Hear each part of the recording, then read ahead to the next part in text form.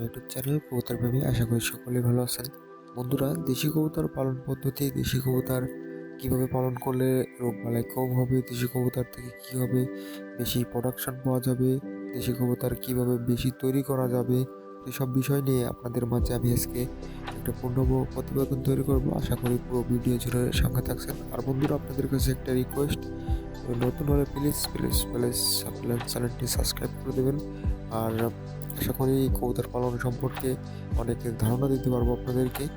তো বন্ধুরা, কবুতর পালন করতে গেলে আপনাদেরকে সর্বপ্রথম মাথায় রাখতে হবে ওদেরকে সুন্দর একটা বাসস্থান তৈরি করে দিতে হবে, যাতে ওদেরকে বিলেতি বা যে কোনো বন্য প্রাণীতে আক্রমণ না করে বা ভয় না পায়।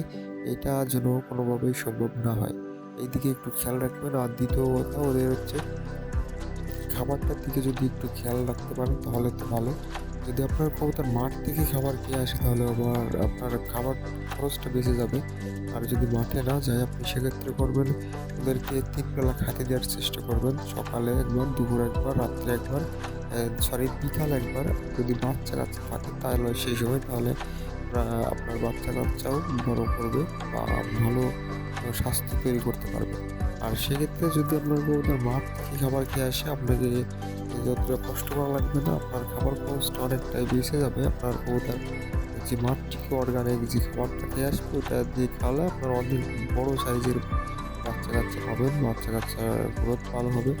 তো বন্ধুরা, যে কবুতর মাঠে যায় সেই কবুতরগুলো অনেক ভালো হয়ে থাকে, এদের স্বাস্থ্য ভালো হয়, রোগবালাই কম হয়। আর আপনার কবুতর যদি মাঠে না যায়, আপনি একটা জিনিস অবলম্বন করতে পারেন, সেটা হচ্ছে বুনো কবুতর আপনি যদি সাথে রাখতে পারেন। জংলি কবুতর যেগুলো আছে, এগুলো আপনার ওদেরকে মাঠে নিয়ে যেতে অনেকটা সাহায্য করে।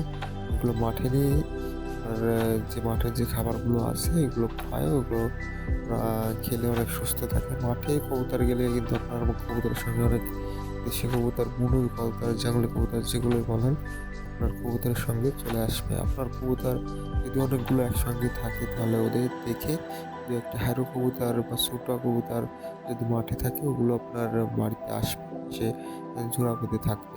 এটা আমার বাড়িতেও আসে থাকে। আমি সেই হিসেবে অনেক দিক থেকে কবুতর দেখছি বা পালন করতেছে, এভাবে এসে থাকে, সে ডিম বাচ্চাও করে।